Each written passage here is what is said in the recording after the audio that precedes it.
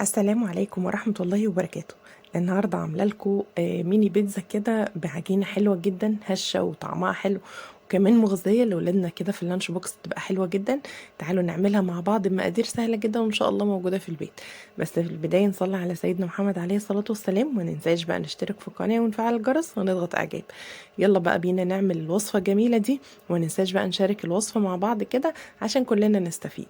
يلا نبدأ في الوصفة بتاعتنا ونقول بسم الله الرحمن الرحيم ونبدأ في الوصفة بتاعتنا. بس عايزة اوريكم بس الجمال والعجينة قد ايه هشة.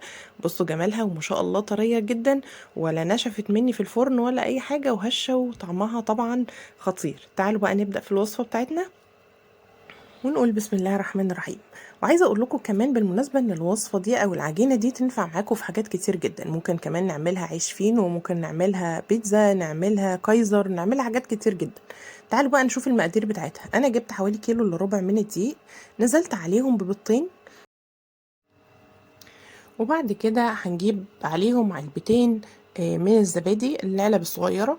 لو مش عايزة تحطي زبادي هنستخدم حليب، بس عايزة اقول لكم ان الزبادي هو اللي بيخليها طرية كده وطلع حلو. طبعا الحليب هيخليها طرية مفيش مشكلة، بس انا فضلت ان انا استخدم الزبادي. هننزل بقى بعلبتين الزبادي كده، وبعد كده ننزل بباقي المكونات بتاعتنا. وبالمناسبة لو ما عندكيش زبادي وعايز تستخدمي الحليب، ممكن ندفي الحليب ونحط عليه معلقة من الخل، هيبقى رايب تمام مفيش مشكلة. بعد كده هننزل بباكت من الخميرة الفورية. هنحط الباكت كله لان انا عايزاها طبعا تتخمر بسرعة. فعشان كده هشتغل فيها على طول. فانما انتوا لو هتسيبوها شوية يعني ايه يعني وراكوا حاجة كده هتعملوها، فحطوا معلقة بس من الخميرة الفورية. وبعد كده هننزل عليهم بمعلقة من السكر، ومش هننسى طبعا معلقة صغيرة من الملح. وبعد كده بقى هننزل عليهم بربع كوباية من الزيت، مش هزود زيت قوي يعني، بص ربع كوباية بالظبط كده من الزيت. وبعد كده هنقلب بقى كل الكلام ده كله، ونحط المية ونعجن بقى كويس جدا. نحط المية طبعا بالتدريج لحد ما تبقى العجينة معايا يعني ماسكة نفسها شوية، علشان لسه هحط زبدة كمان. خلاص يعني العجينة بتاعتي مش طرية، لسه هحط زبدة، في الزبدة هتطريها اكتر. هحط بقى مكعب من الزبدة كده، وابتدي ان انا اعجنها برضو كويس جدا لحد ما يبقى العجينة بتاعتي نوصل بيها للمرحلة اللي انتوا هتشوفوها دي. شايفين المرحلة دي؟ تبقى العجينة معايا بصوا اهي، ولا هي طرية ولا هي ناشفة. العجينة تقدروا تفردوها بسرعة، وفي نفس الوقت مش بتلزق معايا. بعد كده بقى ناخدها نريحها شوية لحد ما تخمر، طبعا تتخمر معايا. وبعد ما هتتخمر معايا هنبتدي ان احنا نشتغل فيها بقى. شوفوا ما شاء الله خمرت اهوت، لا خمرت بسرعه لان زي ما قلت لكم انا حطيت باكيت الخميره كله.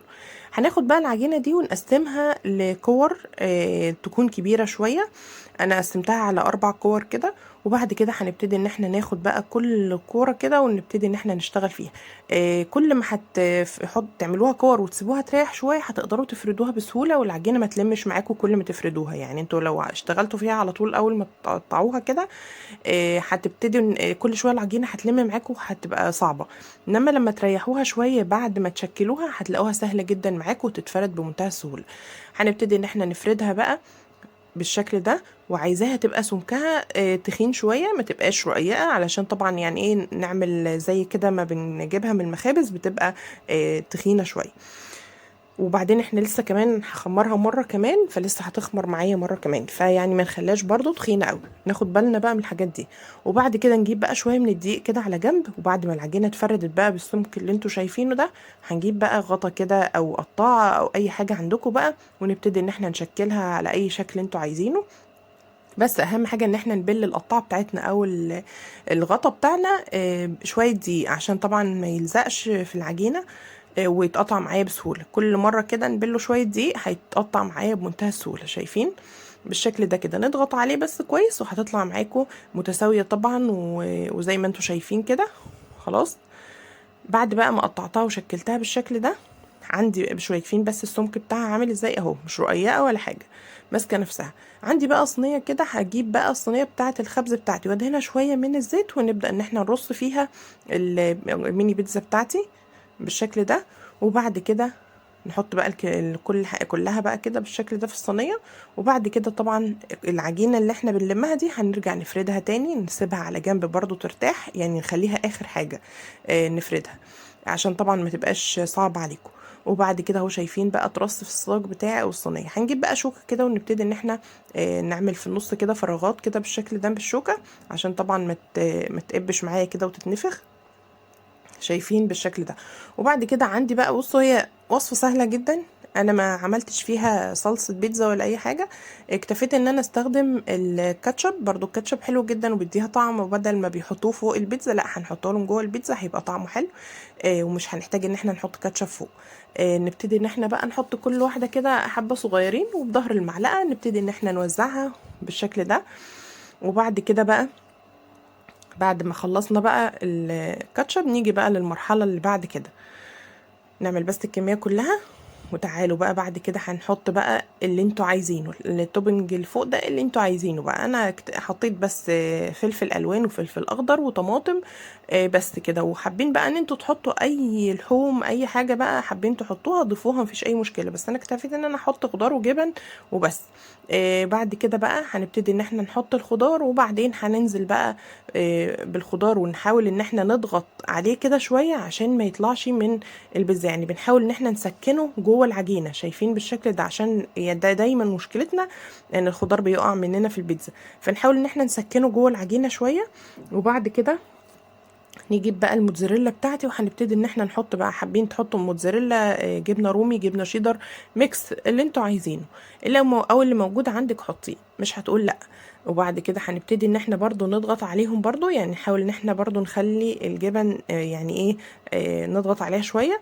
وهنسيبها بقى تتخمر شويه قبل ما ندخلها الفرن، حوالي ربع ساعه كده، الجو حر برضو لسه ما سقعش قوي، فهنسيبها ربع ساعه كفايه.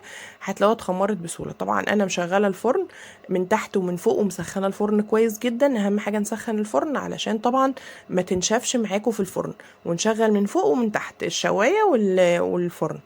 وبعد كده هتطلع معاكم بمنتهى السهوله. شايفين بقى طلعت معاكم، ما اخدتش بقى معايا في الفرن يعني بالظبط 10 دقايق كده ولا 15 دقيقه، لو انتوا فرنكوا عالي، لان هي البيتزا اصلا مش بتاخد وقت خالص. شايفين بقى الجمال؟ بصوا عايزه اوريكم بس العجينه وجمال العجينه، واكلمكم عن العجينه. العجينه طعمها حلو جدا، تتاكل لوحدها كده يا جماعه، فعلا حلوه قوي. وطبعا زي ما قلت لكم التوبنج ده اختياري، اللي عندك في التلاجة حطيه.